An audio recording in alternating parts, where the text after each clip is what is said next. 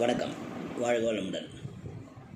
சமீபத்தில் எக்ஸாக்டாக சொல்லணும்னா போன சண்டே கிரிக்கெட் ஐபிஎல் கிட்டத்தட்ட 2 மாதம் நம்மளை கட்டி போட்டு வச்சுருந்தது. யங்ஸ்டர்ஸ் எல்லாம் கொஞ்சம் அரசியல் பேசினாலும் ஒரு 3 hours நைட்டில் மேட்ச் பார்த்துட்டு இருந்தாங்க. அப்படி பரபரப்பாக நடந்த ஒரு ஃபைனல் ஆர்சிபி வந்து ஜெயிச்சுது. அந்த ஆர்சிபி ஜெயிச்சதுலேருந்து ஒரு மேனேஜ்மெண்ட் தியரி, அதிலிருந்து நம்ம கற்றுக்கொள்ள வேண்டிய சில விஷயங்களும் நடந்தது என்று சொல்லி ஒரு பதிவை நான் சமீபத்தில் படித்தேன். அது உங்களுக்கு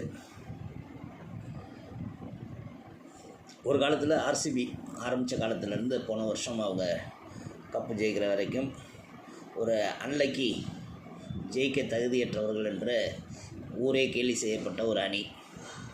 ஐபிஎல் கோப்பையை இந்த முறை 2வது முறையாக வென்றுள்ளார்கள்.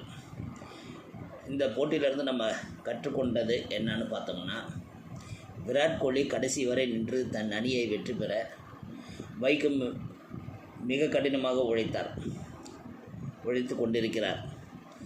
தூக்கி அடிக்கப்பட்ட பந்து சுமன் கில் கையில் புகுந்து ஒரு கேட்ச் ஆகிடுது. எல்லோரும் அவுட் என்ற அம்பையர் உட்பட விராட் கோலியை வெளியேற சொல்கிறார்கள். ஆனால் தன் வெற்றியின் மீது முழு ஈடுபாடு கொண்ட விராட் கோலி இது கேட்ச் அல்ல என்று துணிந்து நின்றார். இதில் நீ இப்போ அவரோட கேம் மேலே இருந்த கான்ஃபிடென்ட், அவருக்கு கிரிக்கெட் மேலே இருக்கிற காதல், அவரோட முதிர்ச்சி, இது கேட்ச் இல்லைன்னு அவர் மட்டும் சாலிடாக நிற்கிறார். இது அவர் களத்தில் எவ்வளவு கவனம் சிதறல் இல்லாமல் விளையாடுகிறார், ஃபோக்கஸில் எவ்வளோ ஃபோக்கஸ்டாக இருக்கிறாருங்கிறத நம்ம கவனிக்கணும். ஏன்னா அந்த கேட்சை மறுபடியும்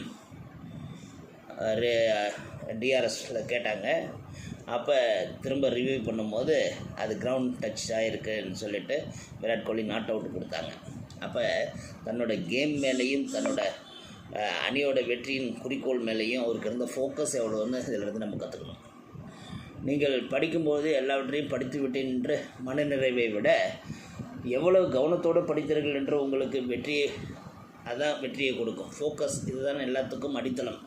ஆகவே உங்களது கவனத்தை அதிகப்படுத்துங்கள்.